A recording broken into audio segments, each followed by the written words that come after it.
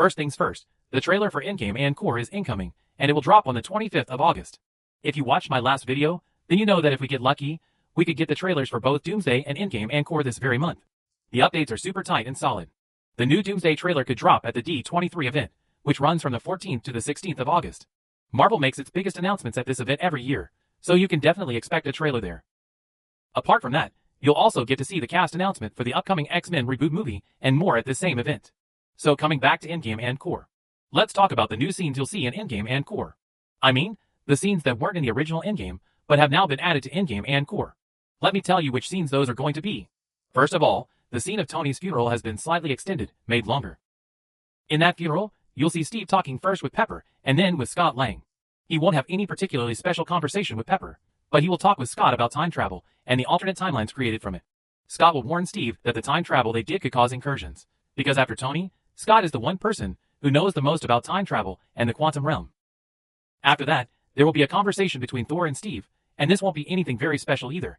Then, the scene with Peggy and Steve will also be significantly extended and shown from a new angle. In it, Loki will come up to the two of them and tell Steve something very crucial. He will tell Steve that the time travel the Avengers did in Endgame. I mean, he won't say, Endgame, exactly. He'll simply say that the time travel the Avengers did had an impact on another universe. Listen very carefully to what I'm saying. The Avengers' time travel had an impact on another universe. That is, on Doom's universe. Loki will go on to say that when you guys were time traveling, you thought you were going into the past. Whereas, in actuality, you guys went into another universe, which caused a Nexus event. Before we move on, you're obviously wondering what a Nexus event is, right? So let me quickly give you an extra class on that. So, when a person does something that deviates from their predetermined event, i.e., does something they weren't supposed to do, at that exact moment, an alternate timeline is created. Like in Endgame, Loki was supposed to be taken away in captivity, but he grabbed the Tesseract and escaped. This was the Nexus event that caused an alternate timeline to form, which the TVA pruned, and they picked up that Loki variant along with the Tesseract. In Endgame, the Avengers' time travel was already predetermined, meaning the TVA and He Who Remains knew that these people would time travel. That's why the TVA didn't intervene. But during that time travel, some things happened that were not predetermined. Like Loki grabbing the Tesseract and running, or Steve staying back with Peggy, this was not predetermined. So, due to the Avengers' time travel, Nexus events like these happened, which disturbed other universes. And Loki will explain all this to Steve. He'll give him an extra class, just like I just gave you. Okay, one more thing. I just said that these Nexus events disturbed other universes. Now you must be thinking, the time travel was done by the Avengers in Universe 616, so how did it impact other universes? Listen up. Best example, in Endgame, it was precisely because of the time travel that the 2014 Thanos found out about the Avengers' plan, and that Thanos also came to 2023 using the same time machine. Right? Now, stop for a second and think.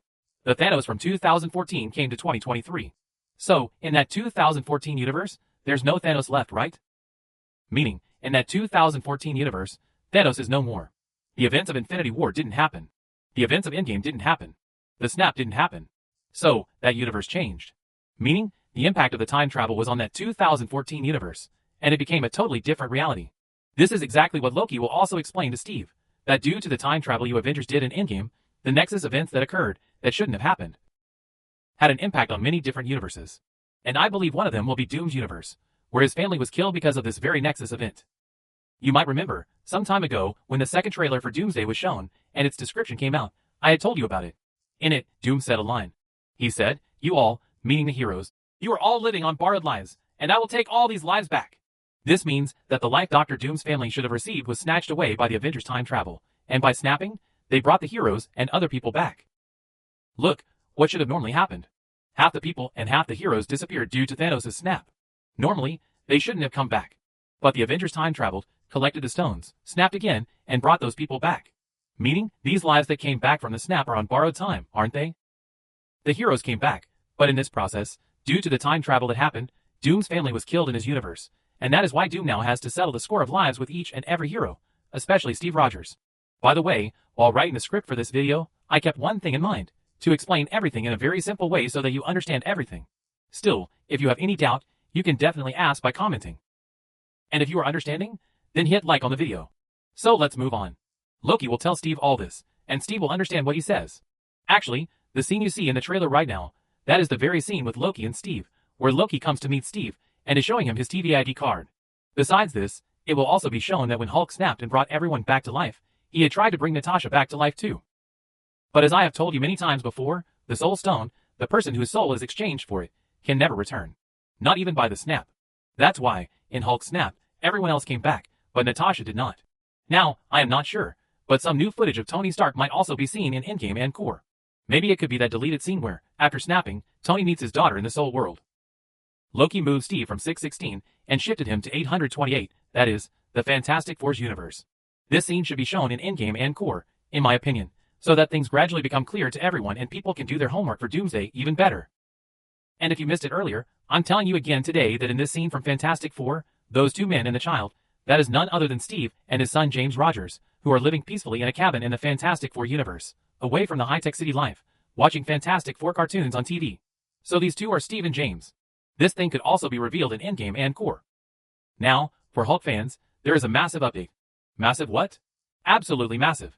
It is being heard that Maestro could be coming in Secret Wars, and an actor is also being searched for to play Maestro. Maestro is the ultimate form of Hulk, who possesses brute strength along with strategy. For now, understand that if Maestro comes, he will be in Battle World. The question is whether he will be on Doom's side or the hero's side. In my opinion, he could be neutral, because first and foremost, he will look out for his own benefit. Because if he is in Battle World, obviously, he has come from some other universe. He will be a variant. And because he thinks so strategically, he will see his own advantage first. If being on Doom's side benefits him, then definitely he will be on Doom's side. Maybe if he feels joining the hero's side is advantageous, then he will join the heroes. And the final update is that even though there might not be any movie between Secret Wars and Doomsday in 2027, it is being heard that two special presentations are being planned. One of them will be on a solo character, and the other will be team-up based. These presentations will be just like the recent special presentation for Punisher, One Last. Both will be about 1 hour long each, and this time, a special presentation could come for some hero or heroes who are supposed to appear in Secret Wars. So where were those heroes during the events of Doomsday? And how did they reach Battle World in Secret Wars? Exactly this will be shown in these presentations. In my opinion, the solo presentation could be of Moon Knight. What do you think? Who will these presentations be about? Tell me right now by commenting. Besides this, if you haven't liked the video yet, then please like it and subscribe to the channel. Don't forget to put all notifications on, all, so that you never miss any of the latest MCU leaks and updates. So, be safe guys. Take care of yourselves. I will see you in the next one.